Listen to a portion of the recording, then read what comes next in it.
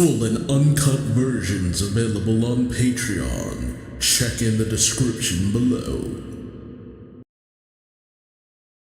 Well, Pokemaniacs, this is it. The end of the Black 2 and White 2 story arc, as well as completing the Black and White story as a whole. So unless Scarlet and Violet returns to Unova at Blueberry Academy, this is the last we will see of this region. And like I said previously, I don't know how much of Blueberry Academy actually involves Unova, you know? Yes, I'm doing an entire volume, but that is because this was originally, it kind of shifted over into the X and Y story arc, but they decided to exclude that from this volume, put it in the next one, which means that the next one has a lot.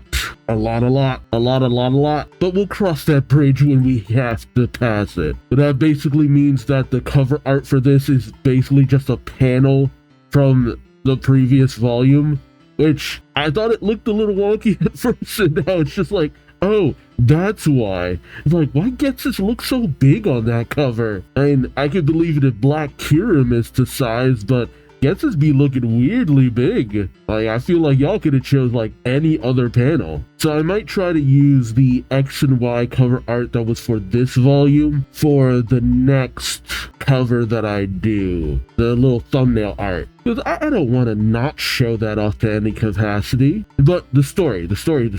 So previously, White and N ended up there because he was absorbed into the Dark Stone alongside Zekrom, as Kyurem tried to absorb both the Light and Dark Stones, and White ended up inside of the Light Stone. This caused both White and N to find themselves in the Pokemon Dream World based off of said game. White was finally reunited in a joyful moment, as I must say so myself, with Black. But as a result of this, Kyurem was able to absorb Zekrom, becoming Black Kyurem. Kyurem then proceeded to freeze Undella Town, continuing the freezing of Unova. But apparently this was to Black's plan. Well, it's a backup plan, basically. N and Zekrom would try to fight Kyurem from the inside, while Black and Reshiram fought Kyurem on the outside. So Black and White exited the Light Stone, but the battle against Getsus and Kyurem doesn't go in Black's favor, as he's overwhelmed, well, he and Reshiram. We also see that N wasn't allowed to stay within the Dream World,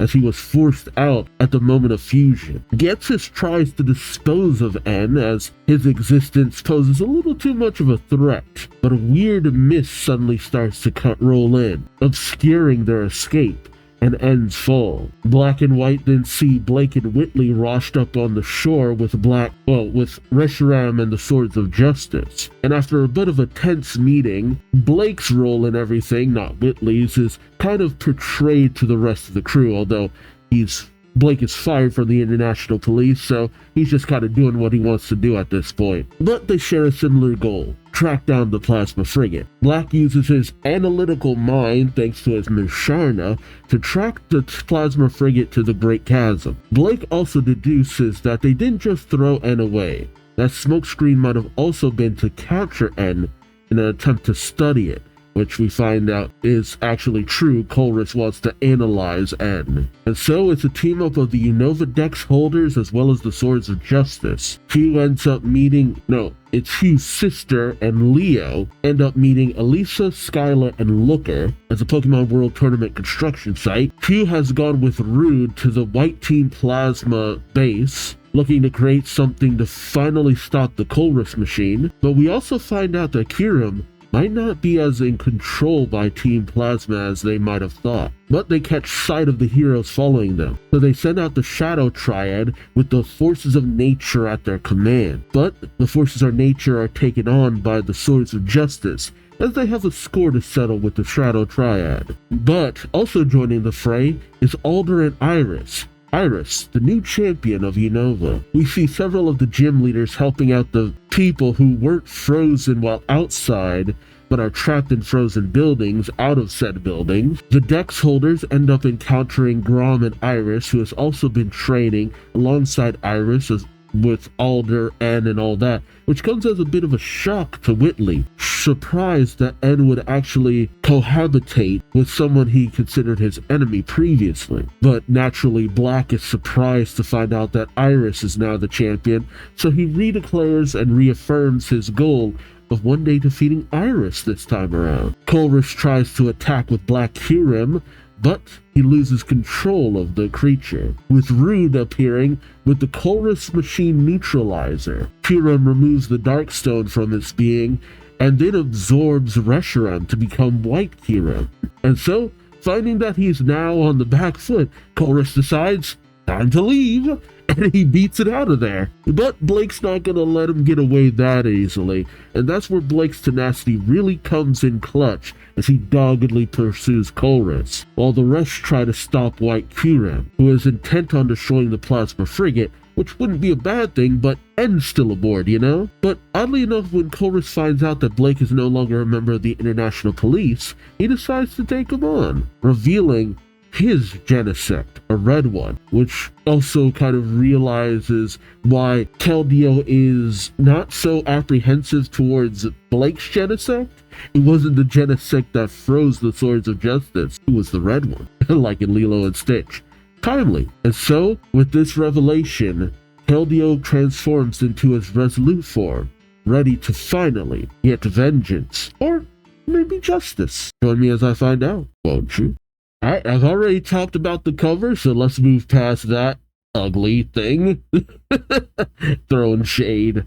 Oh, yeah, Whitley, she is a part of all this, with the 2 Pokemon on her side. Well, technically it's 3, but I don't know if she released the other one. And Zora isn't really hers, it's just kind of aiding her. Oh, we mostly showing off Blake and Whitley, but we're not putting in Black and White? Or unless they're on the next page. Wait, why are they not on the character page? That's weird. Huh, yeah, I don't know. You have pretty much everybody else who's prominent in this story except Black and White. You think they would have at least put them next to Blake and Whitley. But yeah, no, this is gonna be the longest chapter ever. 89 pages. 89 pages. So, enough yapping, let's get into it. It's adventure number 23, the final battle, Crushed Ambition. Oh, okay. Not even a Pokemon featured for this. We pick up on Skyla's jet, with everyone who was found at the Pokemon World Tournament construction site aboard. Elisa questions, yes, what did you say, Clay? Change our route to Undella Town and pick up Professor Juniper and Bianca at Striaton City. Okay, I'll tell Skyla that. Elisa heads to the cockpit and says, Skyla, could you please first land at Striaton City?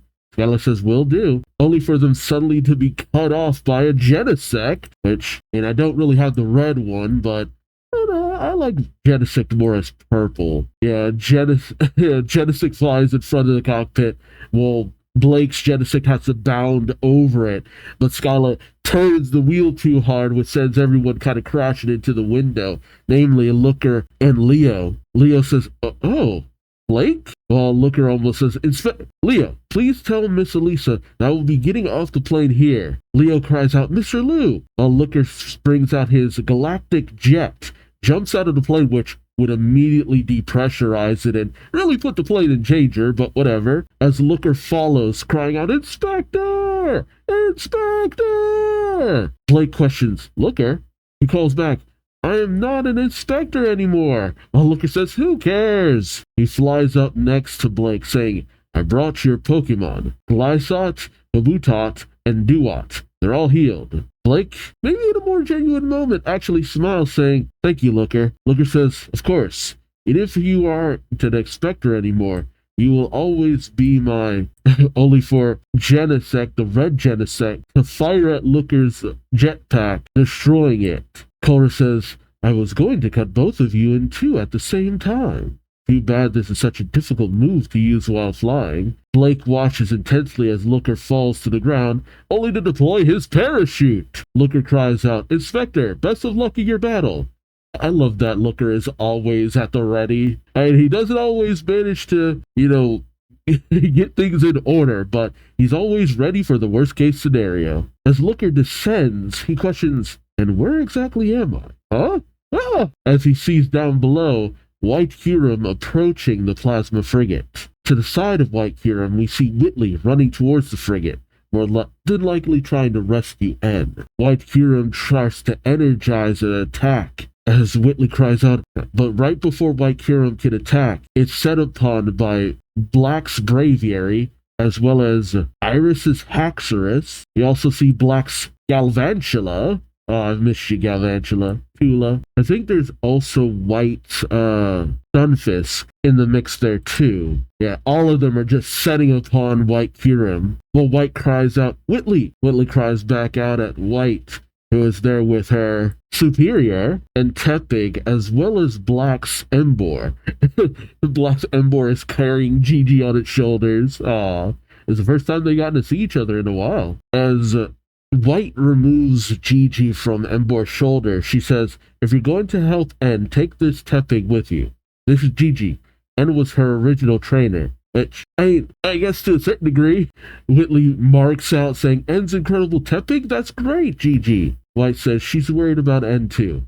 And I'm sure you can use her heightened sense of smell to find out where N is being kept. Aww. White just always cared about Gigi. You know, despite her relationship with N being where it is, you know, Gigi still cares and she cares about Gigi. White tells Whitley, we'll keep Kyurem busy. Solely carry her to the top of the frigate. And White's, because it's not a Soleosis anymore, it's a Docin. Yeah, that keeps throwing me off because the name is so different. Docin uses its psychic ability to float Whitley and the Pokemon up to the frigate. Whitley gives a bow to Gigi saying, I'm counting on you, great Gigi. Oh my goodness. Gigi gives a sign like, it's alright, kid. I got this. So Gigi smells around, leading Whitley deeper into the frigate. She gives a point to a wall as Whitley says, behind this wall. Oh, but what? Why? No door. He's behind this wall, right? Suddenly a voice cries out, hey! Oh, it's you! With his vibrato saying, transfer student! Whitley starts to freak out, thinking, it's horrible timing. If he finds me here, he'll think I'm a member of Team Plasma. And Whitley just starts breaking down. But Hugh gives a bow saying, sorry about what I said at Castelia. Whitley questions, what? Hugh says, you're not the same Team Plasma that I want revenge on. So I'm not gonna blame you anymore. I'm sorry I was taking it out on you. He hands over a handkerchief to Whitley saying, are you looking for him too, friend? Here, wipe your nose. I've got business with N too. Though Whitley cries even more as he has to say, oh no, I'm not going to do anything to him. I told you about Team Plasma kidnapping my sister's Purloin 5 years ago, right? The old man Rude told me that N was taking care of the Purloin. Oh god, I cycled through too quickly. I met your mom at the hideout, and she and the others told me that N might be a captive on this ship. So Rude and I came here. Whitley says, really? And then blows her nose.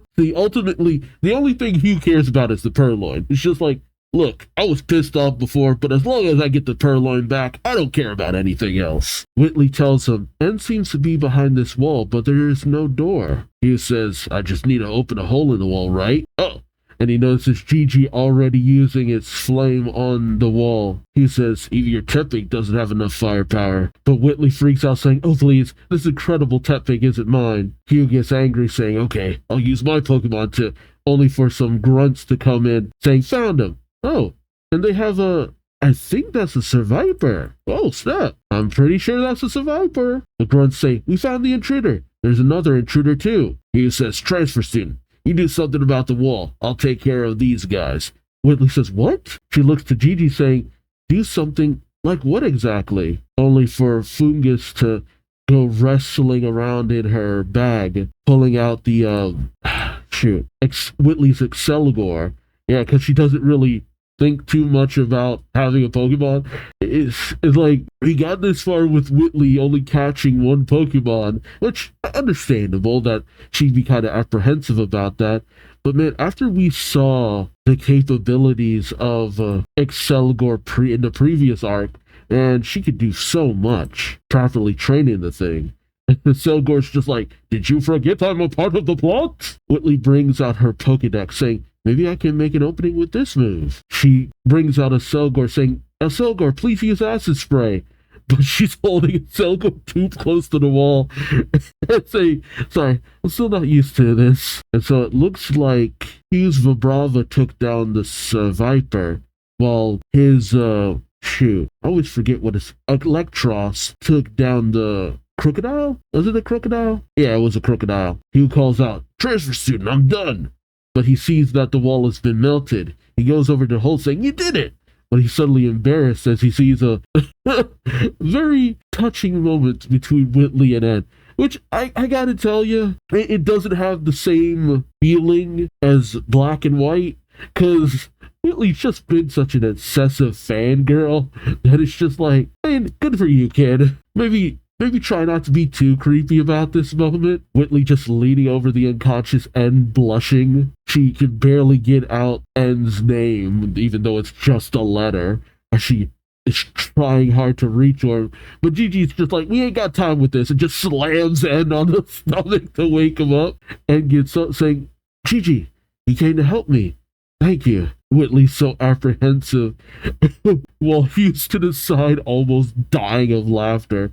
It's good to see him having other, modes outside of pissed. Again, he just cares more about his sister Forlorn. And now that he's so close to actually getting it, it's all he cares about. He's starting to loosen up a little bit. And spots Whitley saying, "Oh, you were taking care of the Pokemon we liberated, right?"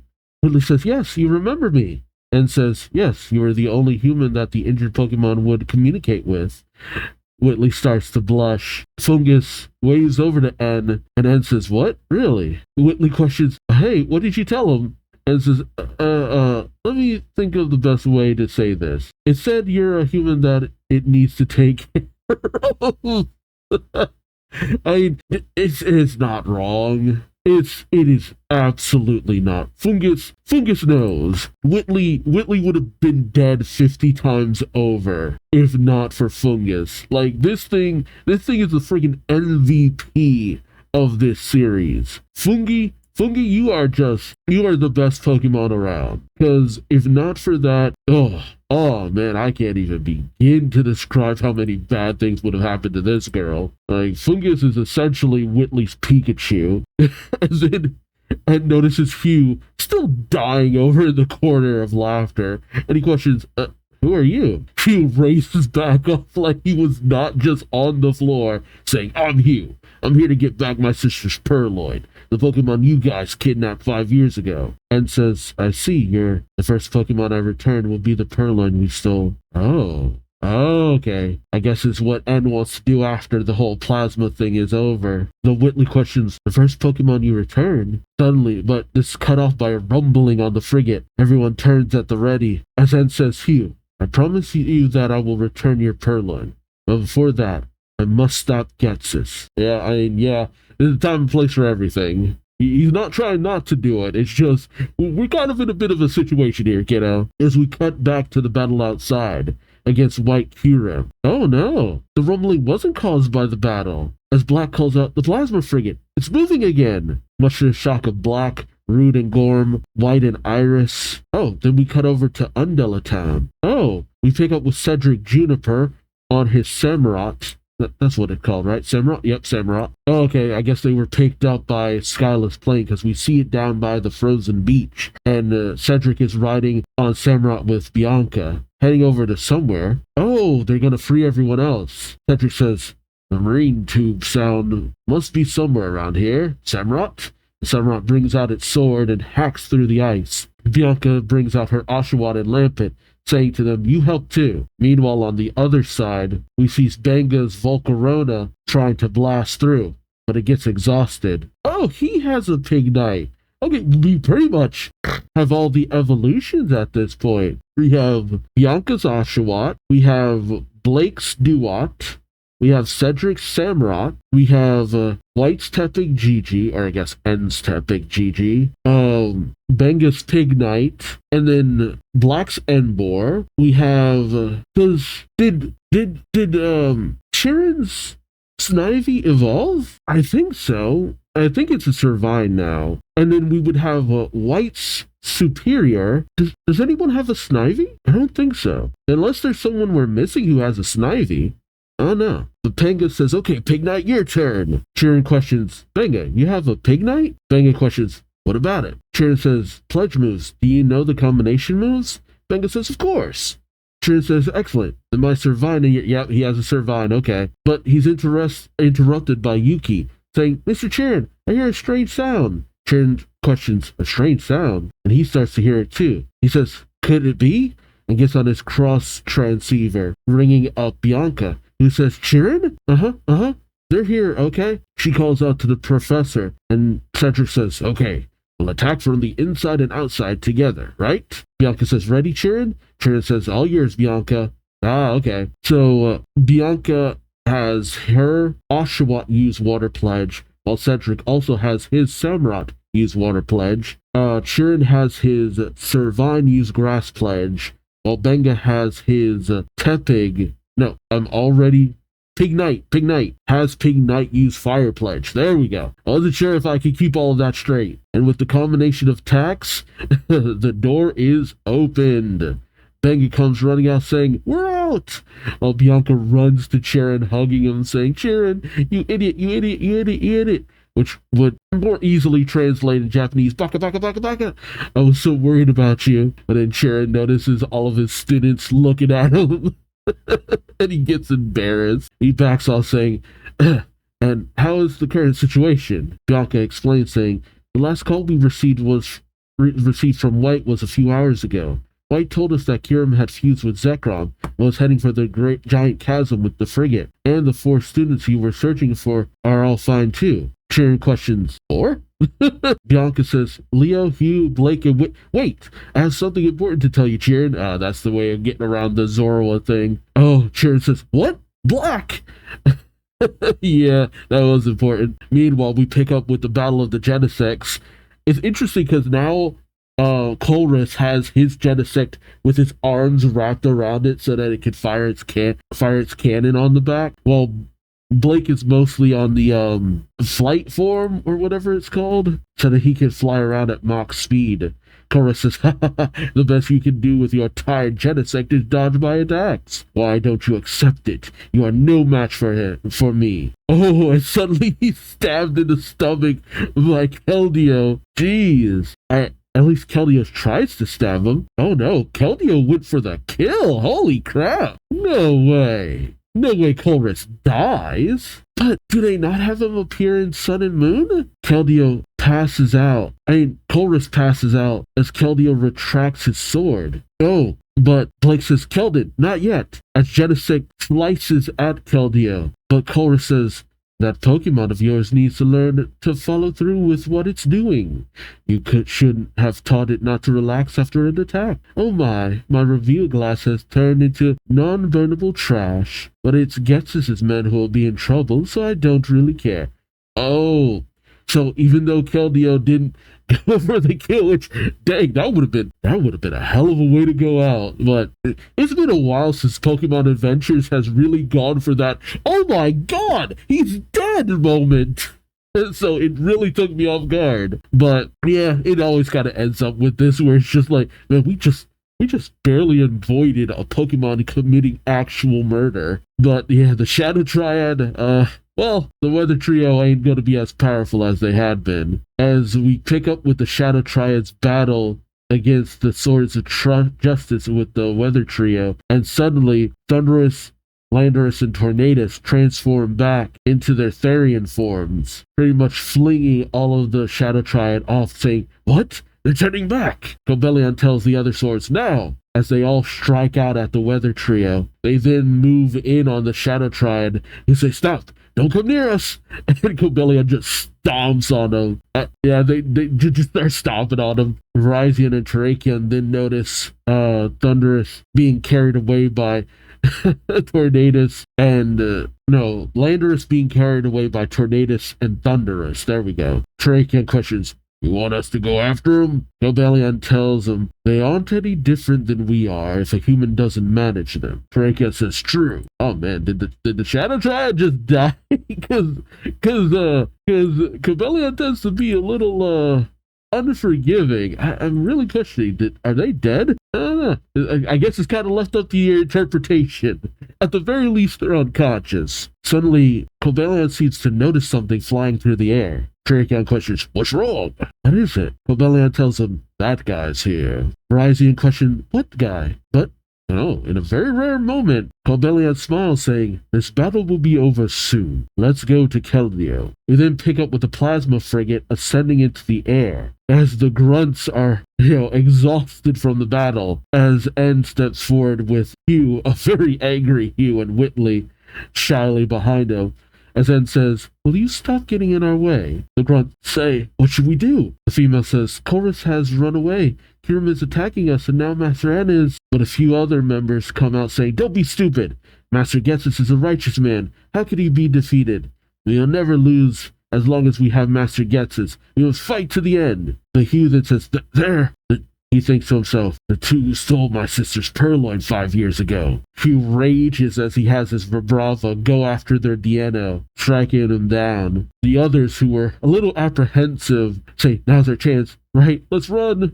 It's just like, leave it to the, eccentric ones. I was just in it for the paycheck. As Ed calls out to Hugh, Hugh says, "Ed, transfer student, go. Just go. Please, let me take care of this by myself." Willie says, but Fungus hops down and comes over to Hugh, saying something, and Ed translates, saying, "It's saying that it won't do anything as long as you're not in danger. And once you have won, you and Fugi can catch up with us." Oh, it won't do anything as long as you're not in danger. Okay. It essentially try to keep him safe. He says, kind of apprehensively, "Okay." Like, what? Fungus then says something else and then translates, saying, "What? You protect Whitley while I'm away?" That's what it said. Whitley panics, saying, "Fungi, don't be rude." But he's silenced as N gently takes her hand, saying, "Let's go, Whitley." And Whitley I'm not going to say what I was about to say. She just goes white, blank in the head from the experience as Gigi leads the way and says, "Father should be in here." The grunts were protecting this just now. As N and Whitley step onto a teleporter pad, they're taken to a room. What the? Alder and Looker? Huh. Alder says, N. While N says, "Grandpa." Alder and Whitley are taken off guard, and the face on Whitley from all that. Like, wait, what? And then says, "Oops, sorry. I promise I wouldn't call you that, Alder." Alder also just like, "I feel like I've aged 10 years when you say that to me." I know that's right. I mean, you are a grandpa in every sense of the word because of Benga. I do wish we got a little bit more time with Benga, but I feel like Benga could have gotten annoying. It's hard to say. Alder tells them, "Getsus isn't here. He disappeared while we were fighting his Pokemon." He left his Pokemon behind. What a jerk. And then says, who is this?" Looking at Looker, Alder says, "Looker from the International Police." Looker, as Alder just throws his arm around him. Looker tries to tell him, "Shh." And he tells the others, "I was just wondering about the deck," and he... Oh no, it's Alder who says, "I was wondering about the deck and he fell out of the sky." But Whitley says, "The International Police? Are you the inspector? I mean, the S-Inspector's colleague?" Looker says, "What? You discovered his true identity." I also know he was keeping... Oh, Whitley says, "I also know he was keeping an eye on me." Meanwhile, Gigi's smelling around and goes over to the console. I guess both Krogunk and Gigi communicate to N, and N pushes a button on the command seat. He finds a secret set of stairs underneath, and as he goes down, he questions, "Father?" And in the darkness, we see Getsus saying, "N, you're still alive." He's standing atop his unconscious Hydreigon? That's a Hydreigon, right? I think so. I'm going to say yes. Yeah, he's standing on his Hydreigon as well as a massive horde of Pokeballs. Like, my God! They've certainly liberated a lot of Pokemon over time. My goodness. Okay, I know N said he wants to return all these Pokemon, but Jesus! As Alder, Whitley, and Looker make their way down too, Willie says, "Pokeballs?" Getsu says, "These are the Pokemon liberated from the fools. They are mine now. But N says, no, those are Pokemon you stole by manipulating people's mind. Getsu says, how can you say such a thing? You're the one who wanted them stolen. N says, I take full responsibility for that. That's why I'm here. I will personally return all the Pokemon I tore away from their trainers. I will listen to the voices of the Pokemon that are locked up in here to truly liberate them the proper way. Getsu slams his staff down on the ball, saying, what difference is there between me and the trainers who place their Pokemon in the Pokeballs and leave them in the Pokemon storage system? Which, that's not a bad point. I guess it says, I'm making good use of them for my dream. So isn't that better? See, that's the wrong point. Like, you had it before, but it's just like, no, you're trying to conquer the region. And I would hope the Pokemon are in some sort of kind of stasis in the transfer system, but it's really hard to say. And what happens when you catch a whole bunch of Pokemon and they're in storage and then you just die? What happens to your Pokemon after that point? And there's a lot of questions that be brought up here. But Alder puts a hand on N's shoulder saying, N, that's enough. While Looker cries out, Team Plasma, 7th Sage, his member Getsus, International Police, you are under arrest. But Getsus just raises his staff saying, I reject your arrest. I would rather meet my end here than be captured and taken prisoner. Which, that might just happen. Meanwhile, Hugh is still fighting with those grunts, having pretty much overwhelmed them. The grunts say, he's strong. Who is this boy? But as they look at the angry Hugh in the face, they say, don't give up. The female says, I have borrowed a liberated Pokemon. I will never surrender. And she sends out a Snivy, saying, do it, Snivy. That's where the Snivy comes in. Does Hugh take the Snivy? Take the Snivy, Hugh. Take the Snivy! Actually, yeah. Hugh should have a Snivy. It's the only Pokemon... He's the rival character, and he's the only one who doesn't have a starter Pokemon. Which is kind of wild. Huh. Yeah, right. He was supposed to be the rival of this story. But the Snivy clings to you instead. Like, buddy, I need you to get me out of here. While the grunts are bewildered, they immediately blow, saying, we surrender. And Hugh says, hey, I told you not to give up. Okay, it was Hugh who said that before. He wants that fight. Meanwhile, Getsus activates something on his staff. Oh, did he detonate? Was there a bomb under that command chair? Because there's an explosion aboard the frigate. As White, Kirim, and all of the others down below look towards the frigate, White cries out for Whitley, while Black calls out for N. As we see the frigate pretty much falling apart, and as the bottom gives way, the Pokeballs start to fall out. White Kirim sees this and makes a freeze ramp so that all the Pokeballs can fall safely down below from the frigate to the ground. As Black tries to get it away, he says, whoa. Air says, these are all Pokeballs. Meanwhile, aboard the ship, he says, nuts, transfer student, N, are you guys okay? Did those grunts die in that explosion?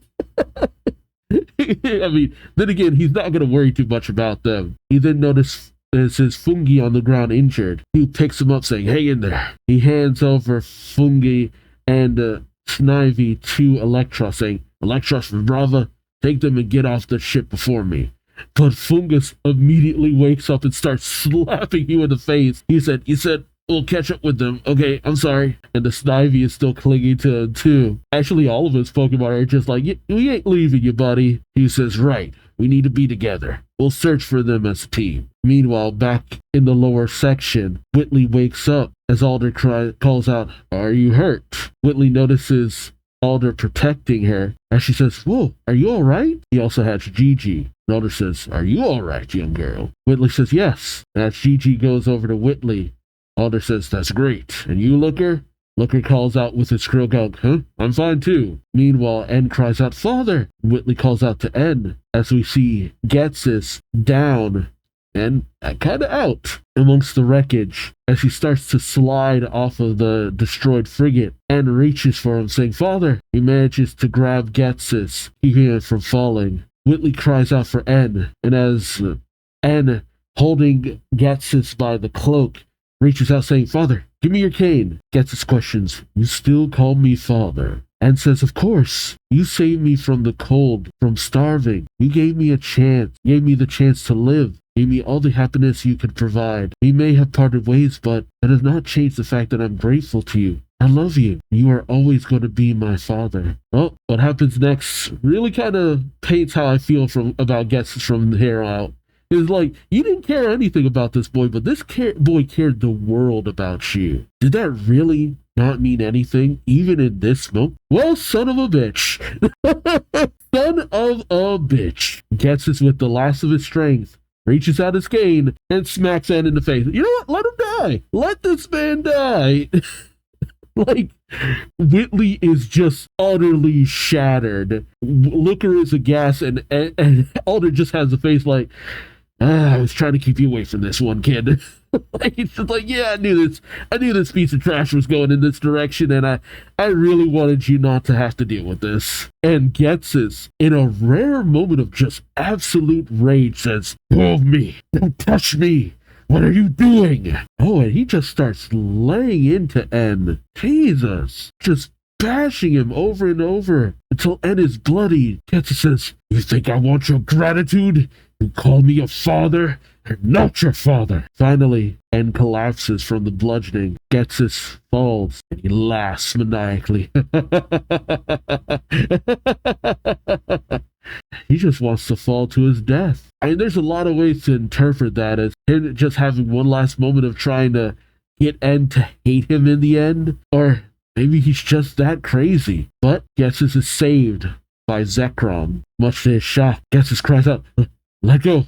Let go!" Meanwhile, White Kirim separates from the Lightstone back into Kirim and Reshiram. Oh, Kirim and Reshiram lock eyes, and then Kirim just walks into the forest. Okay, I really didn't understand Kirim right up until the end. I guess it really was just being controlled. I have a lot of questions about that. What did Kirim want in the end? Black then says, "Hey, what's going on, Reshiram?" But Reshiram then looks over to where the frigate went down? Yeah. White says, it's looking over at the direction the frigate flew, and then at us. Yeah, it's motioning to them, yeah.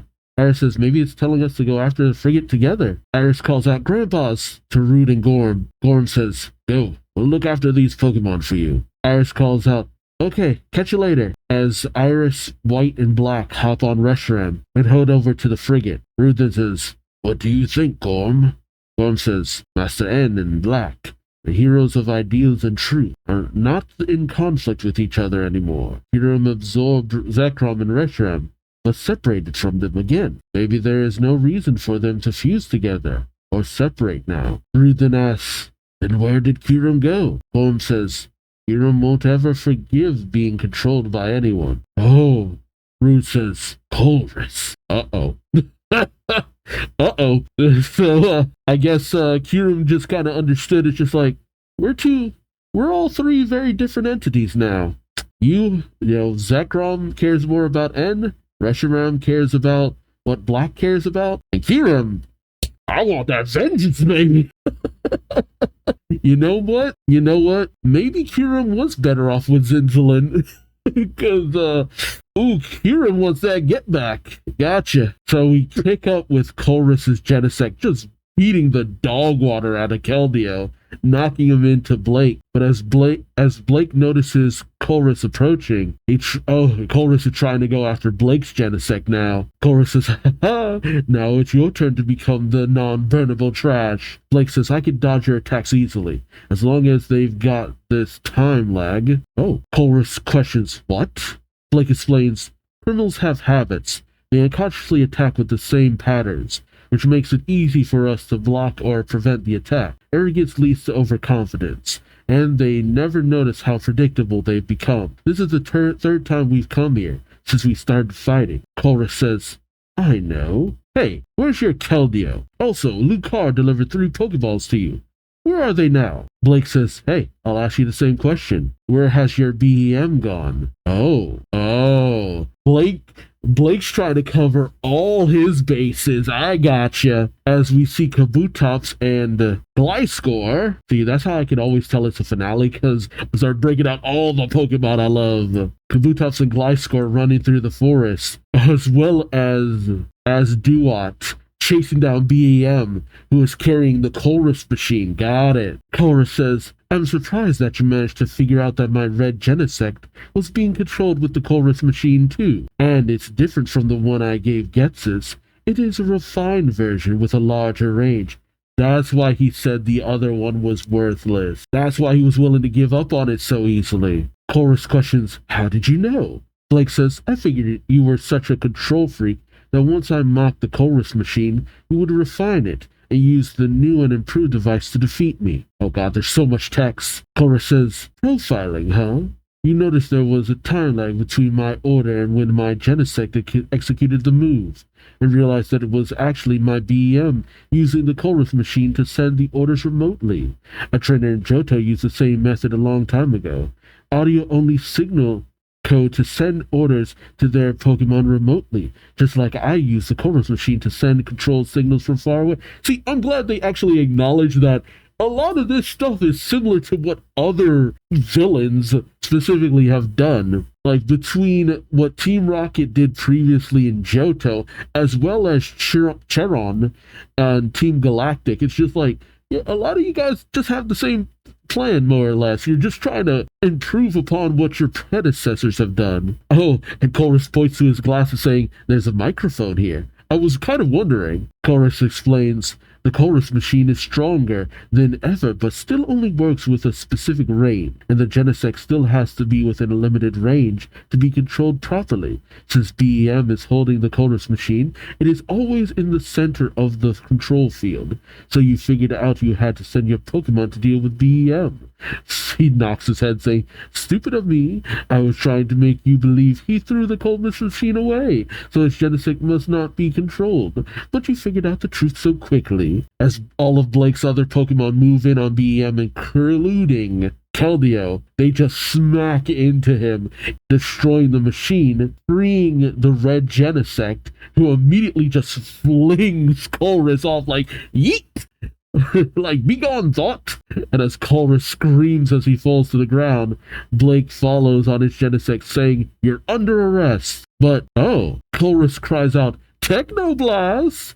As the red Genesect aims at Blake, hitting him in his Genesect, blasting away his outer clothes. Colress says, actually, I have a uniquely strong bond with this Genesect. It was a setup. Man, I hate this guy.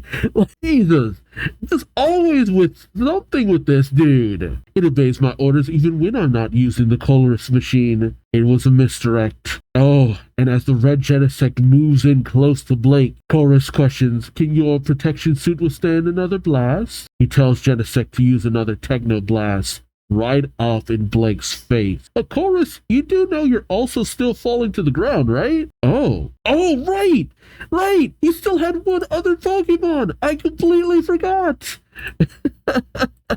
I forgot about Blake's last Pokemon. Hold on. Yeah, the freaking Escavalier. Oh, man. Blake is just at the ready, brings out the Quick Ball, brings out Escavalier. Escavalier shoves its spear right into Genesect's cannon, much to Colress's shock, and as the blast goes off, it detonates right in the face of Escavalier and Genesect, sending them plummeting to the ground, smoldering. That poor Escavalier. I mean, it did its duty. I'll say that much. Escavalier, it never came into play until now. Oh, as Colress, because he still had his Clink-Clank, is lowered to the ground by his Clink-Clank. He looks over to the Escavalier, saying, I should have realized he might add Escavalier to his team. He used it to jam the cannon to make it explode, even though he knew it would get injured too. He then says, where's Inspector Blake? Blake says, I'm over here. Oh, as he's floated down by Victini? What? Victini, what are you doing here? Of all the people you can help, though. Colress says, Victini?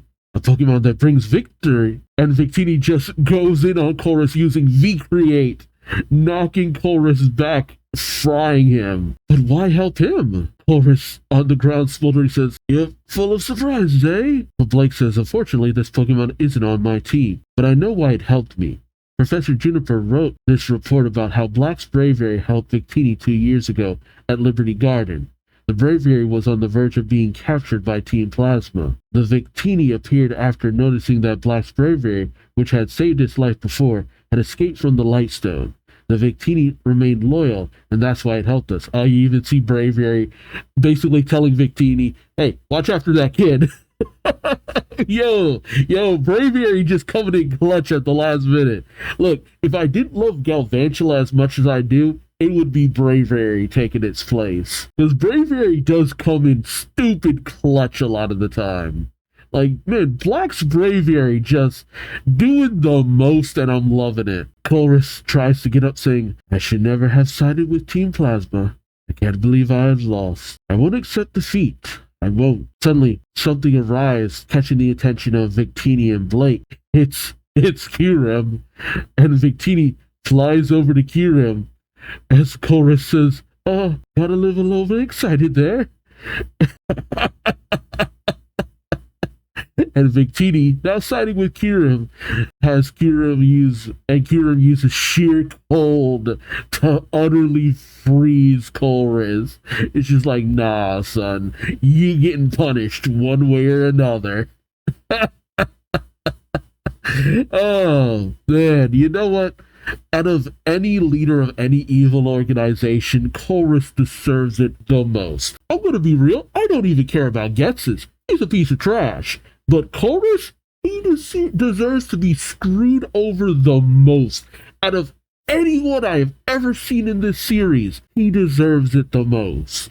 Yeah, I used to think this guy was kind of cool, but man, this manga has reshaped the way I think about this dude. There is nobody who deserves to be put away more than this man. Because, Ghetsis was bad, but Chorus, just the acts of terrorism he was doing.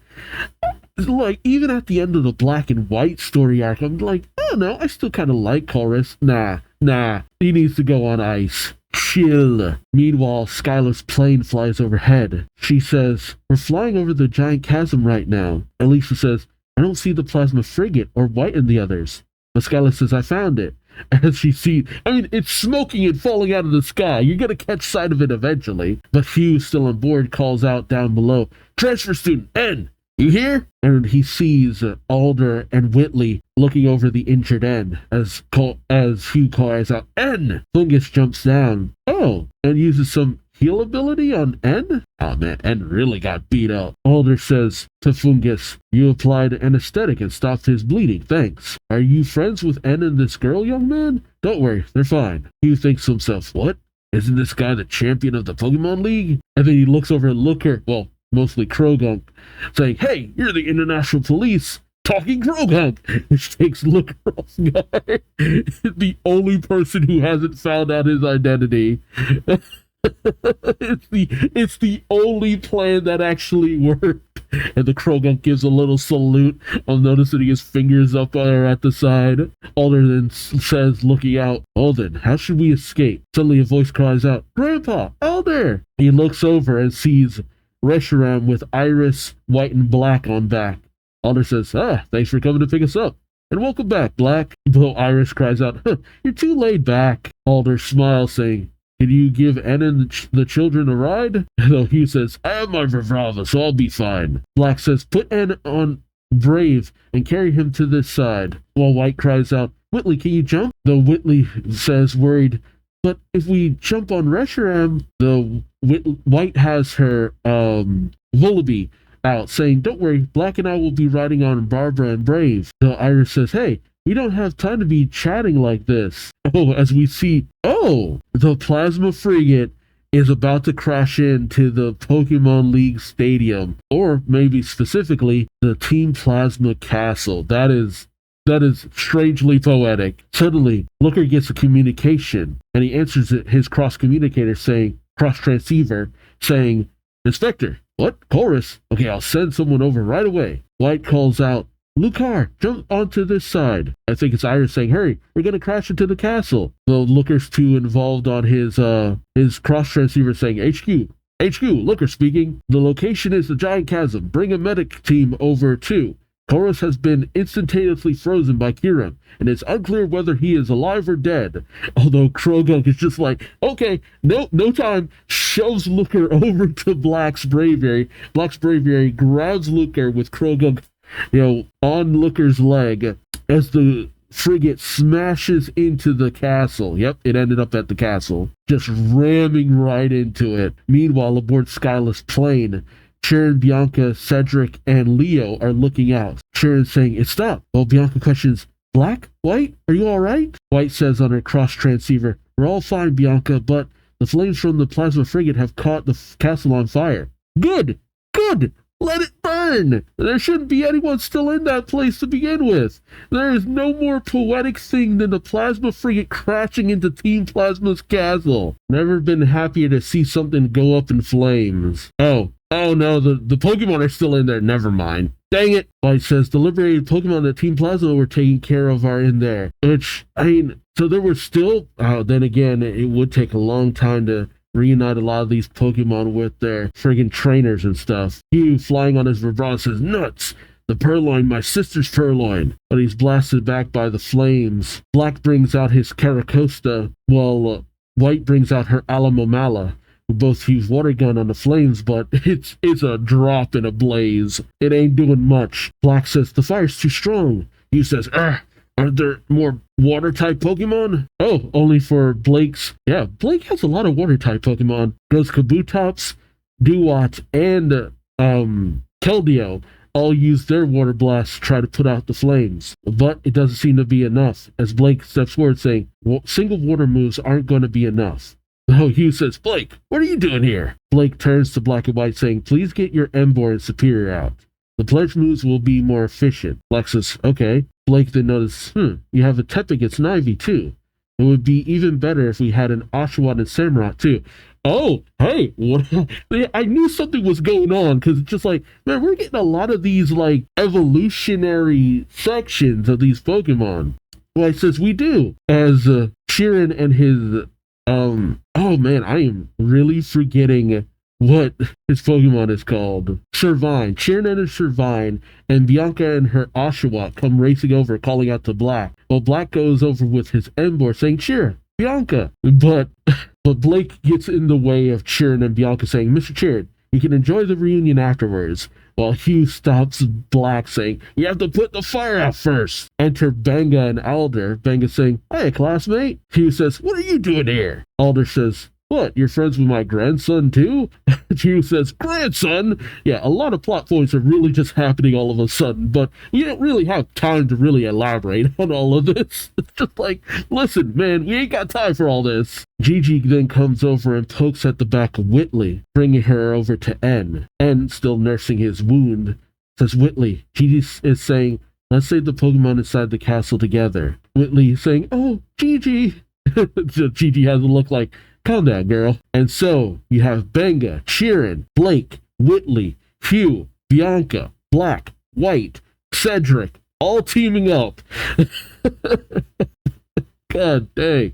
You know what? Maybe we didn't need all of the Pokédex holders involved with this. We got too many people involved already. Sharon says, "Oh, maybe it's Blake explaining. The 9 Pokemon will shoot out Fire Pledge, Water Pledge, and Grass Pledge all at once." Cedric says, "We'll use the counter fires to stop the fire from spreading, extinguishing the fire and preventing the castle from collapsing, right?" Blake says, "That's right." White calls out, "Are you ready?" Hugh says, "Ready." Benga says, "Yeah." Black says, 3. Whitley, oh no, it's Blake saying 3, 2, 1. And so the Snivy, Servine, and Superior use Grass Pledge. Gigi, the Tepig, the Pignite, and the Emboar use Flyer Pledge, while the Oshawott, the Duat, and the Samurott use Water Pledge. The combined effort manages to completely pacify the fire, and then all is said and done. We pick up with Looker talking to Blake, saying Chorus is safely transported. They will revive him from the state of suspended animation, or they have confined him in the cell. Blake says, "Looker, I've already told you several times, but Looker says, "I'm only talking to myself. I am not reporting to an ex-superior. We will be transporting Getsus with the help of Zekrom. After this, I was talking to myself again. Yeah, we see a police sock and throw taking Getsus into custody as everyone else watches. Black says, "This is finally the end of your ideals and your dream, Getsus." But Getsus shadily says, "Hero of truth and young dreamer. When one person's dream comes true, another person's dream comes to an end. You can't fulfill your dream unless you destroy others, those who are weak and foolish. If you're calling that a sin, then what do you have to say about yourself for destroying mine?" Black is kind of stuck on that thought, but White takes a moment and says, "Right, dreams can be cruel, but if you can only achieve that dream by being deceitful, using others, and crushing their own hopes, that is not called a dream. It's called an ambition." Dang. Yeah. Black's got that look like, yeah, that's right. Suck it, old man. But Getsus says, "What a nice thing to hear. You have reminded me how the ignorant masses are always longing for a powerful leader who will give them a glimmer of hope. Those who are unwilling to face the bitter truth will probably gladly be deceived by the words of a materialistic man with an ambition. I can already imagine the days those people who said no to me will welcome me with open arms." I hate that he's kind of right. Because, look, not trying to get too into politics, but there are many a person who will believe the shadiest of individuals if it gives them hope, if it gives them something to believe in, if it gives them the belief that they're doing the right thing. But to prey upon that, it's not wrong to want to believe in something or someone, to want to believe that you're doing the right thing. It's wrong to take advantage of that. That's what I believe. There's so many people who will call those who buy into something that you feel is like, no, it's obviously wrong, to call them stupid and idiots and how could you believe this? But sometimes when you're a bad enough place, you're willing to just about believe anything. Shoot, sometimes we even lie to ourselves when we're going through something terrible enough. It really is a sad state of affairs, honestly speaking.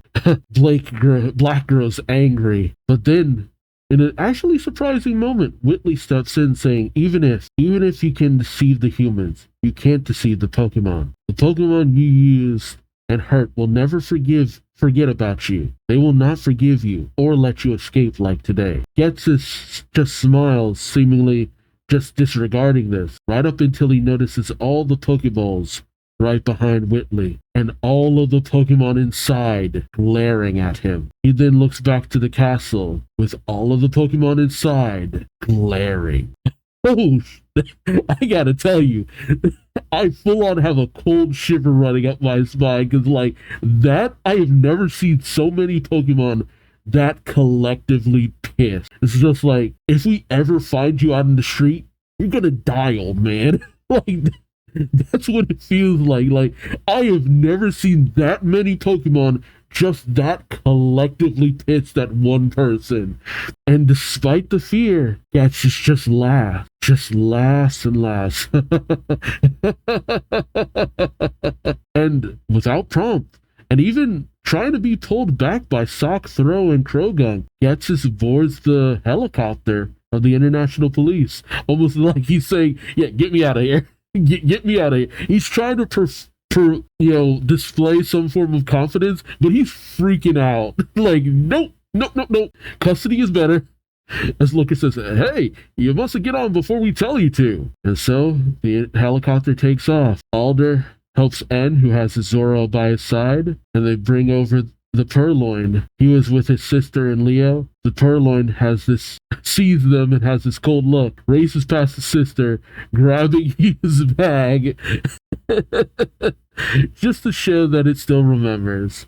And then it jumps into his sister's arms, leaving a joyful Hugh, his sister, and their Purloin, with N smiling with the Zoroa. Meanwhile, with Keldeo, he tells the other Swords of Justice, look, as we see the crater freezing over, pretty much making it just a patch of ice in the forest. Cobelion tells Keldeo, the freezing dragon must have finally found peace. Yeah, it's just like, nobody come over here ever again. Keldeo takes a moment, and then questions, is it better for us to stay away from the humans? Cobelion tells him, there is no need to reject those who want to listen to us, but you must also be prepared to break those ties if that person is a danger to us. Wow, you know what? Despite being frozen for all that time, Cobelion changed. Like, there was a time where he would have said, no, humans are scum. But now it's just like, no, it's not black and white like that. It is not black and white like that. Vryzian notes, you became a lot softer than before.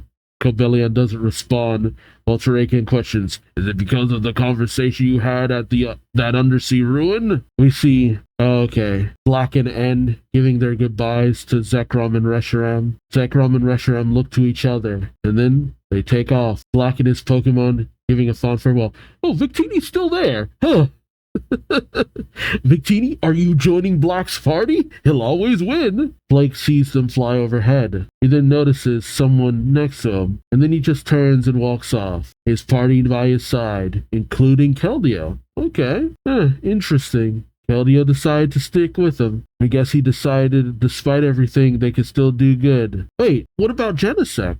That's the end of the chapter. Dang, that was pretty good though. You know what? Despite how Blake can be a lot of the time, he's necessary. I'm glad he was in this story because he was necessary for everything to go the way it did. He did the things that the others couldn't do, and they did the things he couldn't do. So, no matter where you end up next, Blake, you're alright by me. Alright, and here we are. After all that time, the end of Black 2 and White 2. Adventure number 24, Epilogue, Graduation Ceremony. Oh, okay. So, ultimately, they did get arrested, which, understandable. You did a lot of bad things, and you did escape police custody. We cut to a few days later at the International Police Detention Center visiting room. Whitley is meeting with the imprisoned Sage Rude, who's still in his cloak. Then again, I don't know how I'd feel about not seeing him in that outfit. Whitley says, Sage Rude, you're okay. Rude asks, how are you, Whitley? Whitley says, I'm good. You and Blake have kept quiet about me being a Team Plasma member, so I've been able to continue attending the trainer school. Neither Hugh nor Blake have been coming to school, though. Rude says, that's good, really. Your mother and you didn't do anything that could truly be called a mistake. Whitley then asks, what about N? Rude says, they will release him once he has served his time. The National Police are probably keeping him as an informant that will make it easier for them to keep an eye on the remaining Team Plasma members out there in the wild. Also, even N got locked away. Understandable. That dang.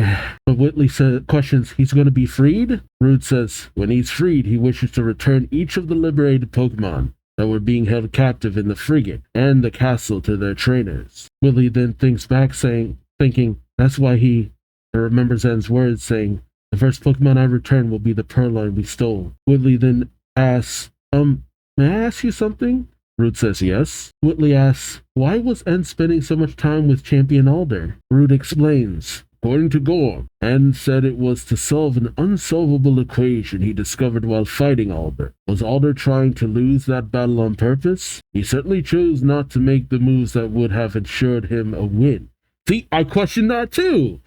It's just like, did Alder lose on purpose? N asked Alder, but didn't get an answer. We see N, going towards Alder with Iris in the way, like, back off, buddy. But Alder tells him, I just couldn't help thinking that maybe I shouldn't defeat you, since you can truly hear the voices of the Pokemon and I can't. In other words, there was a part of me that thought that Team Plasma's Pokemon liberation was the right thing to do. Which, yeah, I mean, in certain cases, it makes a lot of sense. Like, I can understand, like, Alder felt like someone who could sympathize a lot with what N's doing, because it's just like, I mean, if you can really hear the voices of Pokemon and they're truly not happy with what we're doing, then, yeah, okay, I get where you're coming from. But there are Pokemon who are actually happy with their trainers, and there are Pokemon who shouldn't be with their trainers. Like, it's not, again, black and white. Whitley says, what? Rude explains, saying, Iris, Spenga, and even Gorm had that expression on their faces N too. But the reason behind N's surprise was a little different. N knew that Alder could actually sense the Pokemon's voices clearly and could understand exactly what they wanted. Alder had lost his Pokemon to an illness in the past. We wrote all these articles saying the Pokemon's death was a result of the champion failing to make the right choice for the Pokemon when its health was in bad condition. We hoped to manipulate public opinion against him. Ooh, oh, dang. Alder was the one who took that propaganda more seriously than anyone. Maybe I didn't really know anything about the Pokemon, he thought. Hey, yeah, with how much Alder really cares about Pokemon, dude, yeah, if that was weighing on his mind too, dude, that might also be why he didn't want to be champion anymore. Because it did feel like Alder just wanted to spend time with Pokemon as much as he could for a while there. That recontextualizes a lot of what we saw of Alder in the past, though. Root says Alder was unable to do away with that doubt, even after it was proved that the illness could not have been avoided, and he was not responsible for it, no matter how much care he put into their well-being and paid attention to the orders he gave them. He could only imagine what the Pokemon were thinking, and he was filled with the worry about whether he was right or not, to the point that he was unable to bear his responsibilities as the champion. Dang, oh man,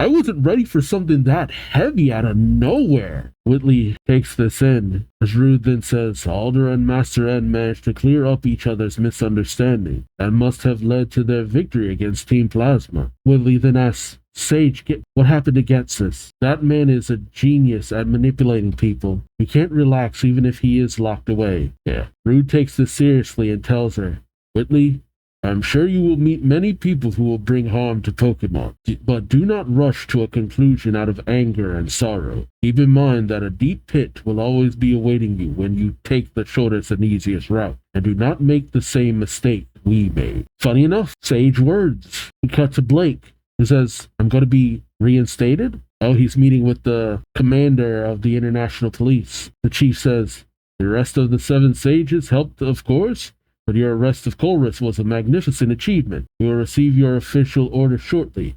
Till then, you are to spend your time at the trainer school as Blake, student. No objections? Any objections? Blake says no. I thank you for your generous treatment. The commander says, you may go. Blake says, excuse me, as he exits. Is that Magician? I think Magician comes in another door saying, has he gone? Commander says, uh-huh. Magician sits down saying, will he still be able to fulfill his duties as an investigator, even if he's relieved of his duty during a mission? Even if he cannot tell the difference between good and evil, will he still manage to stay within the bounds of what is morally right from the education he has received? I thought it would be a bit too risky to experiment with this in that situation, but I think it is a success. Personally, I feel you should place the investigator who helped his ex-superior out of personal interest on the blacklist to keep an eye on him. The chief says, men like that have their uses, you know. Jeez.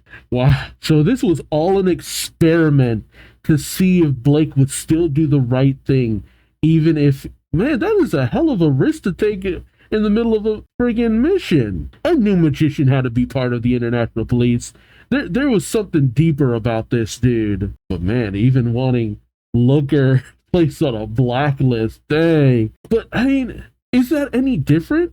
He still did the right thing despite everything. Cause I mean, he wasn't doing it just out of personal interest. He was doing it because the job still needed to get done, and he felt that Blake had proven himself time and time again. I don't know. See, Magician, you're the shady one here. You know, this series has made it sure that I don't know how to feel about this dude. The commander then asks, how is the negotiation with Colress going? Will he agree to turn over all his research results in return for us providing him with limited freedom and support in his research and experiments? Okay, that's how he ends up in Alola. I knew they had to work out some kind of deal with this jerk. And I knew that Colress couldn't be putzing around Alola without some form of a leash following behind him to some degree, not after all that he did. His mind is too brilliant for them not to want to use it. Unfortunately, Magician says, the negotiations are going so-so, I guess. His requests are so over the top and, the commander says, I see. I want you to proceed with plan B in case we don't make it in time for that matter we've been talking about. Oh, Magician says, that request to Colress from the Alola region, right? Very well. When will it happen? The commander says, in March of next year. I want you to prepare for it thoroughly. Black number 1. Magician says, very well. Well then, I shall return to my duties as Black's secret informant. The Magician. Black number 1. Okay, yeah. I kind of figured, I'm just like, I kept wondering, is he Black number 1? Because if Blake is Black number 2, then who's Black number 1? I just figured that Magician was maybe like ex-International Police, and he still had all these back doors because he used to be a part of it, and he knew their systems, he knew a lot of ways that they operated. But it left a lot of questions about, Black is in the background working with, Blake is in the background working with this guy, duplicitous seeming guy under the police's nose? I don't know, something about a lot of the way this is working doesn't sound right. But knowing that it was all through the International Police, but at the same time, you guys paint such a weird picture. The thought of Blake is out there working with a secret informant who has a backdoor through the International Police, and he's stealing Pokemon. And then you look to Looker and say, oh, you helping a fugitive, we need to keep an eye on you. Like, no, he still did the right thing at the end. If Blake was able to get the man in the end, with Looker's assistance, mind you, then Looker should be seen as almost just as much of an asset as Blake. I'm calling cap on that. Oh, a Deano? Did Hugh's sister also get a Deano too? In the end? Because that can't be Leo's Deano. Well, his sister pokes her head into his room saying, Hugh? He says, what? Are those noisy trio girls here again? Tell them I'm not here. Oh, are they trying to get him to come back to school? His sister says, no, it's Leo. Hugh actually acknowledges and gets up and comes to the door saying, Leo saying, morning, Hugh. Hugh says, what do you want? Did you keep the Snivy? I kind of hope you kept the Snivy. Leo says, I thought I'd drop by on the way to school to ask if you wanted to go with me. He says, I thought you lived in the school's dorms that's inside the school. I left the school in October. Leo says, but you only told Miss Chirin and it hasn't been officially. He says, at any rate, I'm not going. Leo says, okay, if you say so. And Leo gives a nod to Hugh's sister. Oh, God. Oh, he's been ambushed. Leo and Hugh's sister pushes Leo out the door with the Purloin, saying, sorry, Hugh. While Leo says, Yuki. Yuki brings out her Pelipper, who swallows Hugh. What? Did she always have a Pelipper? Wasn't it a Wingull? Hey, let me check. Yeah, it was a Wingull previously. Okay. I'm just no, I'm pretty sure she had a Pelipper. I mean, a Wingull. Okay. He was shoved into Yuki's Pelipper's mouth. Okay, so Maya mostly has the Jigglypuff. Okay. He says, what? Well, Leo says, now, Maya. And Maya throws her Jigglypuff in with Hugh, who sings Hugh to sleep. And we see Yu-Gi-Oh's there too. And they all transport Hugh to the school, with Leo saying, okay, let's go to the school while he's asleep. Inside the school, Hugh shouts, you guys, do you have something against me? Well, the girl says, sure, of course we do. Yuki says, what? Yuki says, he won't let us apologize to you. He says, huh? Yuki says, oh, come on. And all three girls bow, saying, we're sorry, Hugh. He says, what? Yuko says, you brought down Team Plasma's frigate, didn't you? Maya says, we were so desperate to stop Team Plasma from making a return, but we were so mean to you. I'm sorry. And Yuki says, so please come back to school, Hugh, please. So come back to school, Hugh, please. Aw. Hugh, very embarrassed, says, I've been pretty rude to you too, so, well, sorry. Okay, I'll tell Mr. Chirin that I'll come back to school starting tomorrow. Yuki pulls him out of the developer saying, you're already here, so start today. Only for the door to open with Blake and his doo-wop saying, morning. They say, Blake. Leo tells them, I'd like to say, everybody in Class E has finally gathered, but Yuki says, Whitley's absent. Hugh questions, did something happen to her? Yuko says, the president of a talent agency came to the dorm today. She's really young. Maya says, and they went to Pokestar Studio together. Blake says, she's been headhunted. She's called me too, so I went yesterday. I think it's Yuko who says, what? The director calls out certain things while we see Whitley all dressed up. The director says, Mystery door of the magical land. Yuki in full princess garb. Red fog of terror. Whitley in a kind of plain outfit. Full metal cop with Whitley in a ninja outfit. The director says, nice, nice, nice, very nice. She can do superheroes, fantasy, horror, and even sci-fi. White says, so she passed the camera test, right? Mr. Stu Dio? Oh, God. If you tell me that Stu Dio is actually magician, I'd believe it. White says, let's try out the office lady role for the giant woman next. Whitley says, what are you trying to make me do? White says, Mr. Studio wants you to become a movie actress. Whitley says, a movie actress? We see Whitley playing the role of a giant woman. Thinking, an actress, huh? It does sound interesting. It's fun to play the role of someone I'm not. Studio says, oh, this is great too. But Whitley comes over and gives a bow saying, but I'm sorry, I've already decided on what I want to do. Studio says, oh no. White says, is it something that will move you closer to that dream you were talking about? Whitley says, maybe, I guess so. Whitley says, what a pity.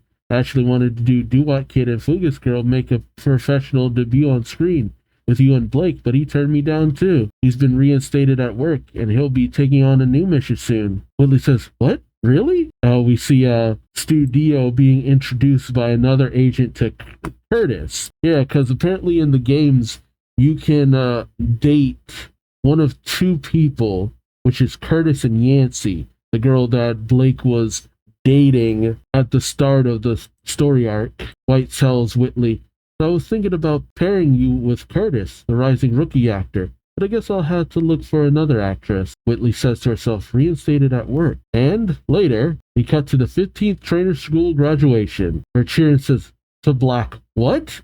You're going to enter the trainer school? Oh, God. Yeah, he did lose 2 years.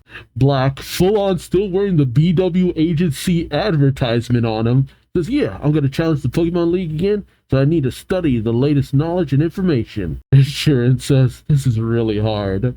Well, Black pats him on the back saying, I'm counting on you, Mr. Sharon. Oh, God. Black goes up to the stage in front of the class saying, I'm going to the Pokemon League, and I'm going to win. I'm so totally, absolutely going to win that tournament. Aspiratia Gym leader, gym leader, Mr. Sharon, you're first. Okay, so he did become gym leader by this point. Meanwhile, in Class E, the girls say, what? You're moving, Blake? Yukio says, you're leaving Unova?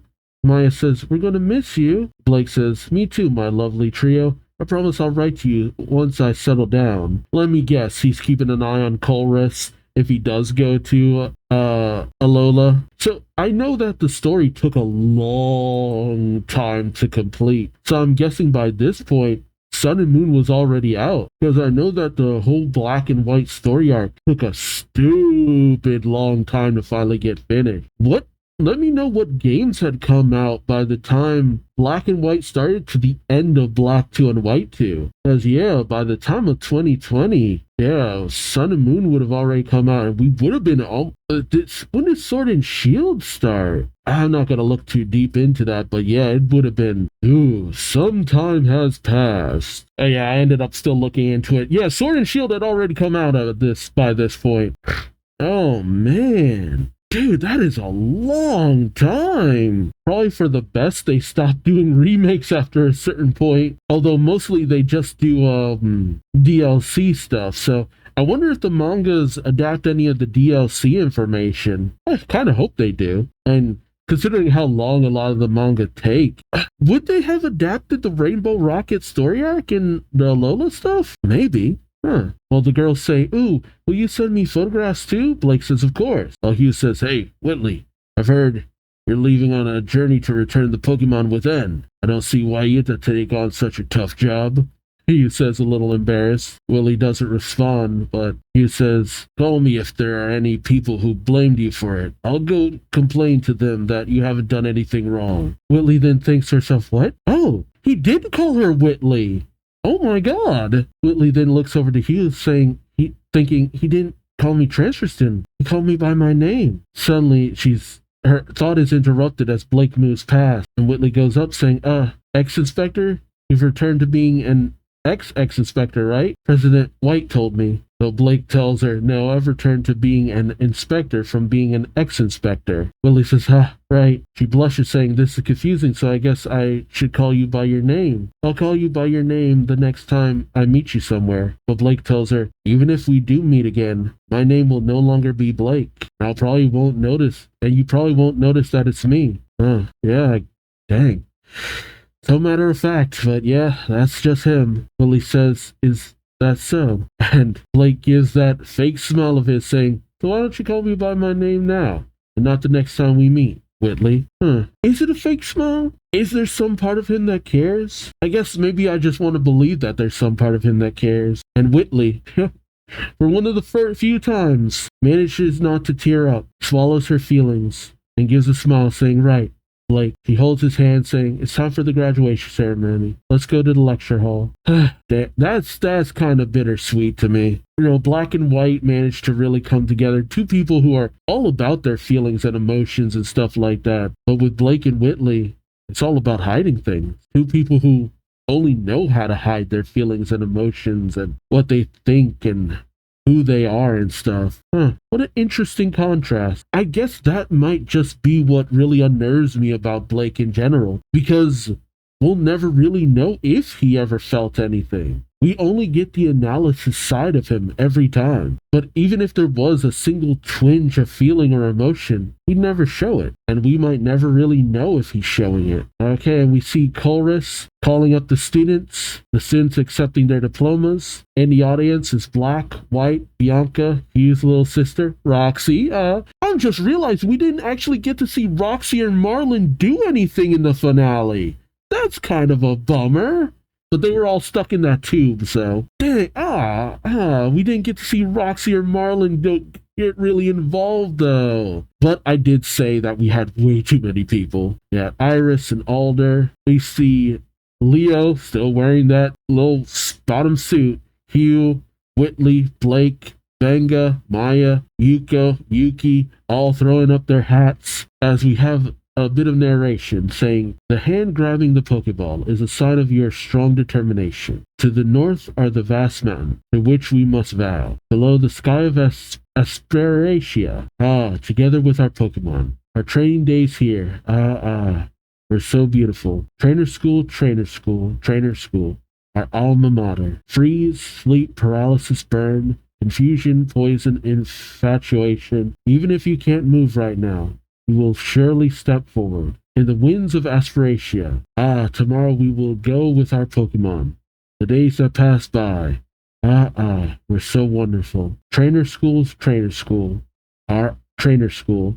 Our alma mater. The days pass by and we see a poster for Fungus Girl and Doo-Wop Kid. And then it looks like Fungus Girl and Doo-Wop Kid with what seems to be Yancey and Curtis as the new Fungus Girl and Doo-Wop Kid in Bryson Man. The narration tells us the days pass by and we see a man saying, oh, you don't need to return it to me. I caught one because everyone else had one, but I never took it out of the ball because I didn't want it. I didn't know what to do with it, so I liberated it after hearing your speech. So you're free to do whatever you want with it, which sounds a little cold, but at the same time, it's like, I was just gonna, I only really caught it for selfish reasons, and I didn't really want it, and just keeping it in the ball, didn't really seem right, so I didn't want, you hang on to it, maybe you can find it a good home. And he sounds so dismissive, but realistically, like, I'm not gonna really be nice to this thing, yeah. We see N with Whitley head back over to, I'm glad we get to see them after all this time. I did kind of wonder about them, Anthea and Concordia, but they did have redesigns in Black 2 and White 2, right? N suddenly says, quoting, phew, that sells it. Now I can officially say that Whitley is mine, he said. Whitley looks down at Fungus, who said all that, and she hugs Fungus. She then says, what? Oh, he said Whitley is mine and not I'm Whitley's? Are you really sure about that? She says to N, passing with Anthea and Concordia and Gigi and Zoroa. And Chorus is watching from the alley. Magician says, it's time to board the plane. Let's go. Don't you need to say hello? Oh!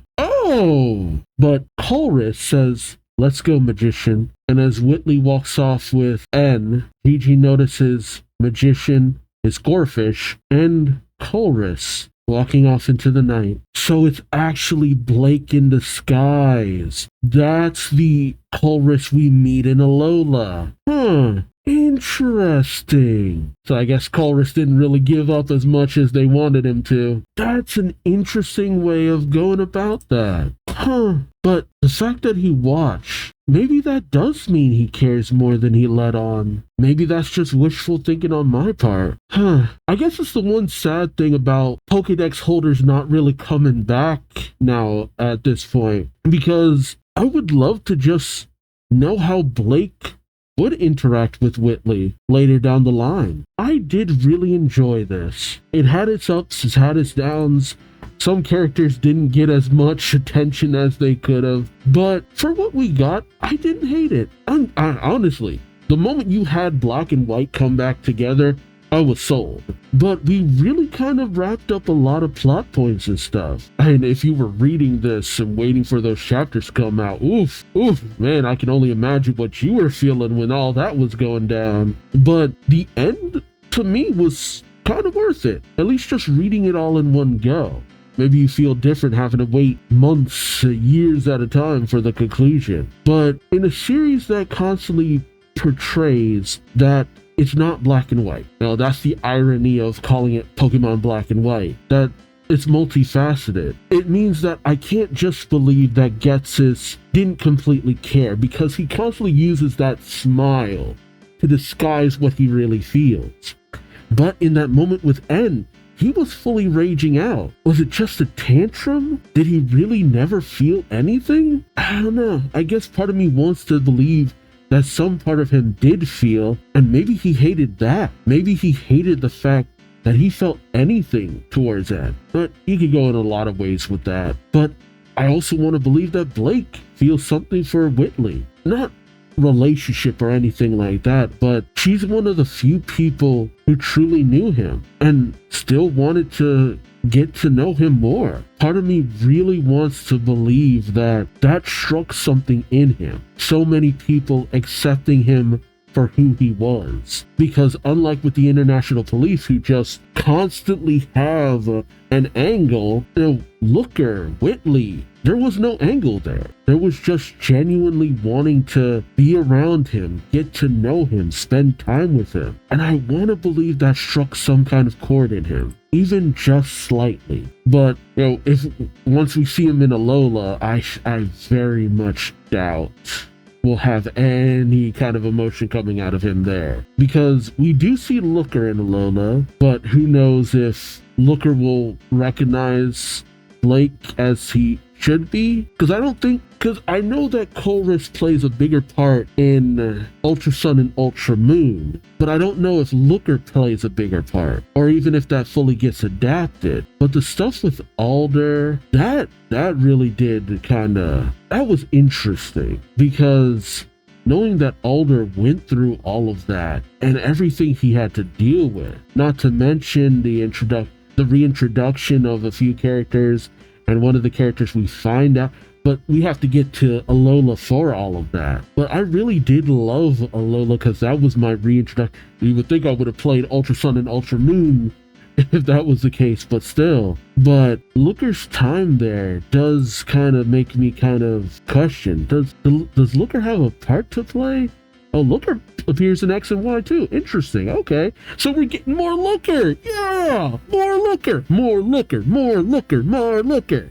Yeah, he has a part to play in Ultra Sun and Ultra Moon. Oh, he doesn't play much of a part. Okay. Nah, it doesn't look like he'd have any real reason to be involved when it comes to any of the stuff. So he might never even meet Blake, considering where the story for Ultra Sun and Ultra Moon go, because I don't think he even runs into Chorus. I'm interested to see Looker's story continue on, though. Looker in Pokemon Adventures has a lot of stories to tell. Wait, oh no, it seems like, did they cut Looker out of? They cut Looker out of X and Y, apparently. No! That sucks! Okay, man, but Looker has a story in X and Y, but they didn't put him in the manga? I don't want to look too deeply into it. Yeah, I don't want to look too deeply into it. Okay, let me know if Looker actually has a part to play in the X and Y stuff. Because if he doesn't, that's a shame.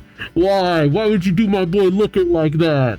You know, Looker needs more time. Looker needs more time in the spotlight. This has become the Looker show. But you know, I'm glad we got to have things be settled with Hugh. Leo seems to have gotten over his issues with girls. You know, Whitley has grown a lot more. You know, she gets to travel with N like she always wanted to.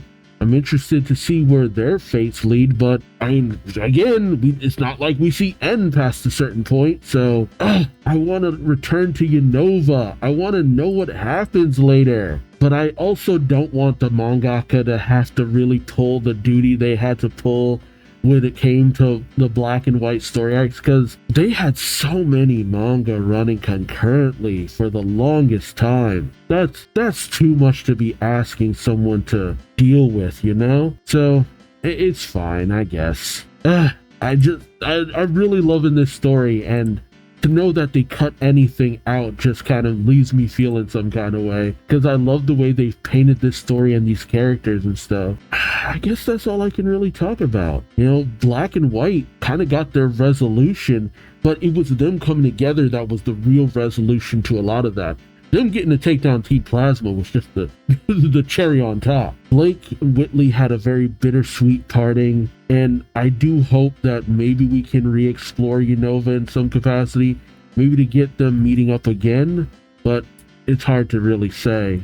Hugh, his story got to reach a nice conclusion. Bianca and Sharon didn't really get to be too involved, but I'm glad that they at least had a moment in the end. I hope Hugh kept the Snivy. I really do hope he kept the Snivy, because that little guy was attached to him. We had to hurry up to get all those Pokemon in that moment at the end, and I hope he keeps the Snivy. Willie seems to have stuck with Gigi, or more specifically N, which is kind of a bummer, but at the same time, you know, White has Superior, so there you go. What else is there? I don't know. I guess that's about it. I'm trying to think of anything I'm forgetting, but Chorus deserves to rot in a prison cell. I'll leave you on that.